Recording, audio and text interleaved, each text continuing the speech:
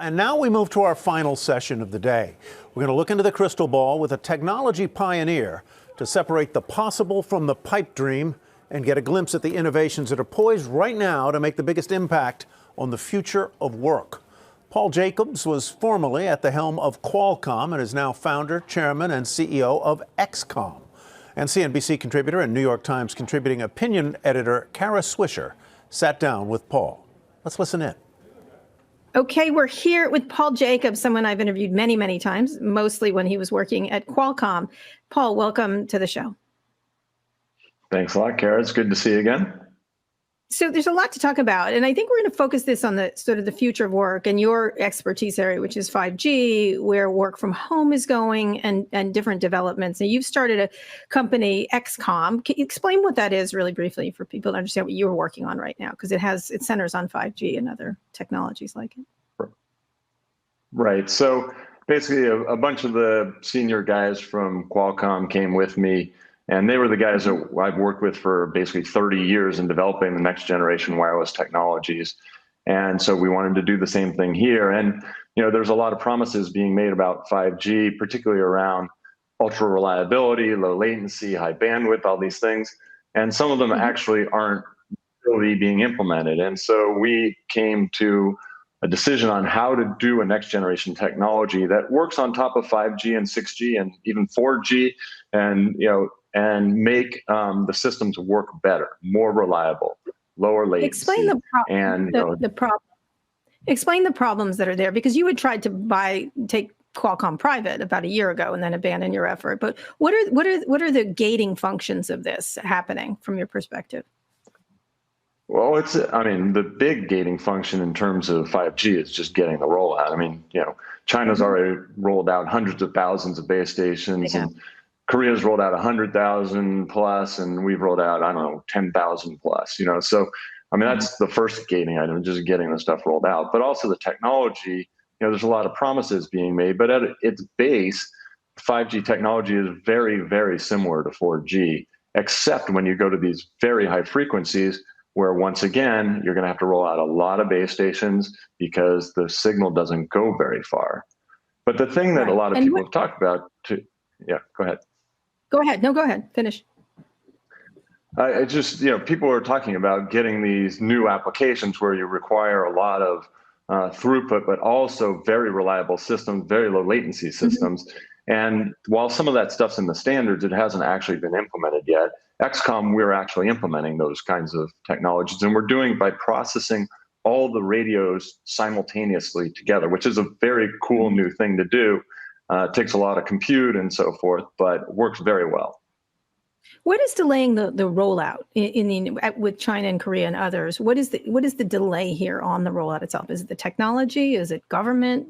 What is the thing that is hindering that? And how does that impact businesses going forward? Because obviously need for this is now more than ever during the pandemic. Yeah, I think it was kind of the spectrum that each of the operators had. AT&T and Verizon had very high frequency spectrum, and that's very hard to roll out, as I said before. T-Mobile bought Sprint. Sprint had a chunk of spectrum in the mid-band, and that they're now just digesting. To do the merger takes time, and the merger got delayed, but they're trying to roll that out now. And then the government's also going to auction off more spectrum. So they just auctioned off what was called CBRS spectrum, which is this kind of shared spectrum. And then they have what's called the C-band, another chunk of spectrum that's coming that's a little higher frequency. So I think that was a lot of it. It was just getting the spectrum available so that people could roll it out. So what impact will this have? Everyone's talked about, it's almost become a joke, the uses of 5G, but here we are in the middle of a pandemic where you're having high uses. We want to do a lot of things, with the coming workplace. And this is the topic of this conference. What does it look like when it gets in place from your perspective right now, given the technology, not the promises, not the stuff, how it's all going to be fast and immediate and everywhere, but how do you see it rolling out in pieces practically for the workplace, especially? It's not going to be everywhere fast, low late. That was just hype, right? That's not, it's not physics. It didn't. Okay, so the way that we've looked at it to roll it out is to really focus in to get these really high leading edge applications like virtual reality and augmented reality and teleoperation, robotics, and all these things. We're focused on venues. So smaller environments. We started out building stuff in sports arenas and warehouses. We're looking at stages for location-based entertainment kind of things, and conference rooms and auditoriums and these kinds of things. And if you can get the high enough data rates and reliability in those places, now everybody can have different images coming in, whether it's different video feeds that they want, or eventually we'll have virtual reality and augmented reality, and we'll be able to share things with each other that are virtual objects. And that stuff's actually starting to happen. I just went through our lab the other day, and my wife's from Montreal, and I went on a virtual walk through Montreal with Google Earth, went over to the condo tower where our apartment is, and walked around it, walked over to the hill, saw my friend's house. I mean, it's just like, it's so cool when you can actually do these things and do them reliably. Right. But that technology hasn't really been there to do that with enough people around in the same space. Now, obviously with COVID, we got a little less of density of people, but I think that's going to come back too. So talk about that, the changing workplace. How do you look at it using these technologies when you're thinking about after, most scientists I've interviewed, I've interviewed quite a few recently, have been talking about it returning not until summer really and into the fall. But what do you think is going to return in the workplace versus before? What do workplaces look like, and how can this technology sort of facilitate that? Yeah, I think workplaces are going to be sort of hybrid now. There's going to be some people that are in real life and other people who are remote. And the question is, how are you going to mix them together? Are we all just going to be staring at big screens with, a matrix of people's faces on it and Zoom, and that's how we're going to interact? I mean, I hope not. I think that there is an opportunity. Yeah, so I think there's an opportunity to use some of these technologies to make it feel like you're actually there, to read the body language of somebody who's even remote, because they're represented by either a digital twin of themselves or an avatar or a video feed of them that's in the right location. So how do you also interact with objects, digital objects that you want to work on together? Do these things float in the air in front of all of you? And so, I mean, these things are somewhat science fiction, but we can actually do the technology behind them now. And it's a question of how socially acceptable are they?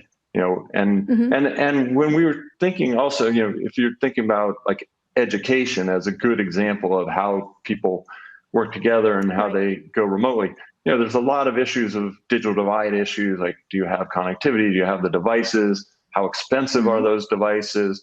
And so forth. But there's also other issues of the home versus being there thing that came up. It's much more holistic. It's like, are people turning on their video so that they can actually engage? No, they don't want to turn it on because they don't want people to see their home. Or can they actually focus because they have their siblings or kids running around? I mean, there's all these issues that are going to affect how we work from home, or I don't know whether I work from home or I live at work anymore. But anyways, it's this whole, all these kinds of things are going to affect how that really works. And I think we're in a big learning stage right now. But I do think, I'm on the board of Dropbox, for example, and they went virtual first, which means that instead of having offices, they're going to have spaces for gathering. So you'll come in for some meetings and you'll come into some auditoriums, but you won't actually have an office there. That seems possibly the right way that things will go. I personally like people getting together because I think serendipity happens when you're together, and that's been a much harder thing to manufacture over video conferencing. So, how that all happens, I don't know, but somebody who solves that issue. So but the concept of people getting used to doing this, I think the inadequacies of the technology is what's been pointed out. Schools are deadening for kids, even kids with the best technologies. It's still deadening. And there's so many kids without it. You can see the numbers right now. The failure rates among poor kids are really escalating, but the not just the boredom, but the lack of the slight depression using this is really hard in education, for example. Same thing with workplace. I think people are about had it with what's happening. And so do you, to make them more human, when you're talking about gathering places, you were talking about this idea that it's a gathering place, some people are there, some people are not. How do you make that human from your perspective using these 5G technologies? And when do you imagine seeing it actually widespread? Yeah, I think that one of the ways that we're trying to do it is through augmented reality and virtual reality and sort of putting people into common spaces virtually, but also in augmented reality. If I can see your eyes and you can see my face, I think that's a much more human way of doing it. So will it really work when I have some virtual people in the room and real people in the room? I'm not sure. I mean, that's the direction that we're heading. If I can convey your body language better, I think that's going to work much, much better. So, so that means capturing more than just my face somehow and capturing the movement of my body. Okay, so the technologies do exist to do that. And the question is, how good is the experience? You know, the headsets are getting better. They're getting cheaper. But, you know, we just got a new headset, the highest end VR headset. Guys told me it's going to take a gigabit per second to drive that thing. So, yeah. Now, look, in the end, that's because we're doing it efficiently. I mean, your optic nerve only is about 10 megabits per second. And so two of them, 20 megabits per second. You know, we're not to that level of efficiency of actually stimulating that the right way. So, but still in the near term, you know, hundreds of megabits per second are going to be needed per person in the room. And that's the kind of thing that we're trying to solve right now. And then there's people out there trying to solve the device, you know, how do I build something that's light and not expensive and so forth. And we've done some of that work also. We're doing this location-based entertainment where you used to have to carry around a huge gaming computer on your back and 22 pounds of equipment to wander around in virtual reality. I've done that, Paul, with my kids. I've done that. Yeah. Okay, well, come down to our lab because you can now do it without all that equipment. You know, we really, you know, we've moved the server, the rendering off of your back and into an edge server, and then we use the high-speed link with very low latency to drive the display on your face. And now a kid can go through a location-based entertainment thing of Frozen instead of an adult carrying a big backpack and doing Star Wars, as an example. Right. So, you know, and those kind of things, you're not going to expect people in the workplace to all be walking around with big backpack computers on. And, you know, and the experience isn't that great anyways. So yeah, well, all that stuff's coming. Well, the entertainment experience, you could see it working better, like putting these headsets on. And I just was doing, actually, it's sort of a workplace thing, trying out a fashion show. They sent me an Oculus, and I put it on, and the whole thing was deadening. I don't know how else to explain it. It was sort of weird. They were showing it off, and it was cool for a second, but ultimately not the same thing as being there. So when you look although at I would say, I mean, I've done it with sports, and, you know, watching a sporting event like a basketball game, that works incredibly well. Like you do actually feel like you're on the court side, except that you've got this screen door effect as you see the pixels in the display. So once we fix that, I think the NBA, which I'm a part of, is, you know, that's going to be a really good way to consume NBA content. So if you had to project a workplace, because this is a workplace focused thing, I think entertainment and sports is probably going to be fantastic. You're going to be immersed and then wrapped in a lovely, you know, blanket, a blanket of this stuff. But when you come to work, it's a very different thing. Is there what do you say in 10 years, what does the workplace look like? What does the commercial workplace look like? How do people go to work, if at all? Yeah, well, I mean, 10 years from now, it's like, what work are we even doing? I mean, I think over the next 10 years, what work is going to change pretty dramatically, just as it's changed very dramatically in the last 10 years. But for office work and collaborative work, I hope that we're going to see that these technologies in that sort of time frame are inexpensive enough and high quality enough and human enough that people will adopt it in the mainstream, and it won't be a CB radio, it'll be a smartphone, you know, and that was the bet we made back with smartphones. So now we're making some of these same kind of bets with augmented and virtual reality that these things will work, and it won't just be like on a screen, because we now see how that is. And we talked about that earlier, that, you know, if you just see an array of people's faces up there, it's pretty good for a little while, but it doesn't really keep you immersed and engaged. And then the other question is just how do you interact? I mean, if things are virtual, how do you actually pick things up and interact with them? And some of these location-based entertainment systems are working on solving those issues. And so I think those issues get solved. And probably, you know, everybody talks about Apple working on their augmented reality. I mean, the same thing that happened with the smartphone, where the iPhone sort of tipped it over to the mainstream. Maybe the same thing will happen here with Apple again, bringing out a device that tips it over into the mainstream. Yeah. Do you imagine that's the company that's going to be doing that? It's one of them. I mean, there's certainly a lot of companies that are trying to do this. There's no lack of investment in this space right now because people all read the science fiction books and they saw the movies and they know what it's supposed to be like in this wondrous world where stuff just floats in front of you and you can interact with everything. So, that's what gets engineers excited. So yeah, I don't know whether it's Apple or Google or Facebook or Amazon or I don't know, N number of other companies or some little startup. But the little startup will get bought by some bigger guy. So, I think one of those big companies. I'm going to start. I haven't worked at an office for 15 years. I'm going to go to the office now. I'm going to start a counter thing, and everyone has to just interact in an analog fashion. What do you think about that? I like that. Well, look, when I took over Qualcomm's handset business way back when, we were mostly on email. And I got so many emails. I was staying up till 3, 4 in the morning trying to do them. I got sick. I couldn't do it. And I actually went post email. I told people, you have to actually talk to me and make sure that I actually know the issue. You sending an email is not an excuse for you saying, oh, well, I told you.